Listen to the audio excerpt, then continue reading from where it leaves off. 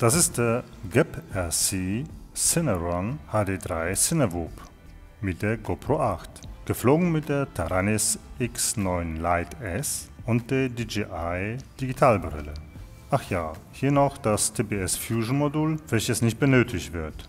Das kann ich leicht abnehmen, dann ist die Brille wieder leichter. Der Cineron ist ein 3 Zoll Cinewoop mit der DJI Air Unit. Im Lieferumfang ist sogar die GoPro 7 Halterung dabei. Für die GoPro 8 braucht man eigentlich eine neue, größere Halterung. Innen sitzt ein starker F7 FC mit 35 Ampere BL-Heli 32 bidirektionalen ESCs. Also kann man unter Betafly RPM Filter aktivieren.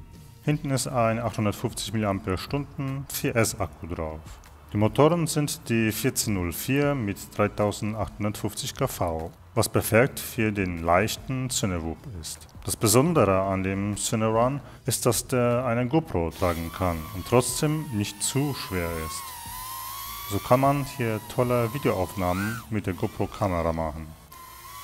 Der Quad schafft es sogar, mit der schweren GoPro ein paar 360-Grad-Drehungen zu machen. Die Aufnahme von der GoPro 8 ist fantastisch. Gerade wenn der Hypersmooth Boost aktiviert ist, sieht man gar kein Zittern mehr. Obwohl das Zittern in der DJI-Aufnahme deutlich zu sehen ist. Also hier nochmal GoPro 8 ohne Zittern.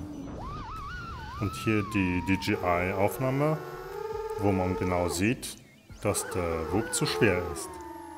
Aber eigentlich ist es nicht gedacht, mit der GoPro Freestyle zu fliegen. Die GoPro dient nur für die perfekten Videoaufnahmen. Also ist auch der Winkel der Kamerahalterung nur 15 Grad, eben für perfekte Cinematic-Videos.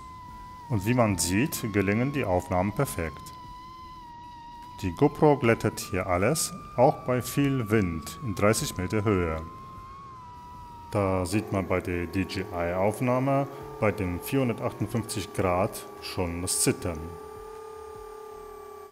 Ohne der GoPro ist der Cineron ca. 320 Gramm leicht und fliegt fantastisch mit der DJI Digital HD Kamera.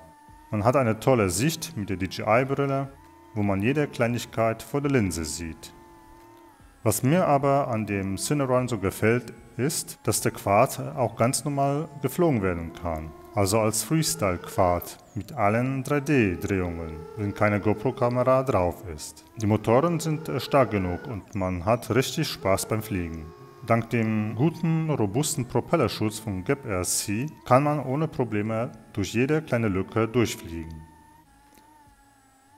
Jetzt ist nur die Frage, was lohnt sich mehr, ein echter Cinematic-Woop wie der iFlight Bumblebee oder Dayton Taycan, mit dem du nur professionelle Videos aufnehmen kannst, oder hier der Cineron HD3, der mit einer GoPro-Kamera gute Filme machen kann, eine DJI Air Unit hat und sogar Freestyle fliegt. Auf jeden Fall kann der Cineron beides gut genug.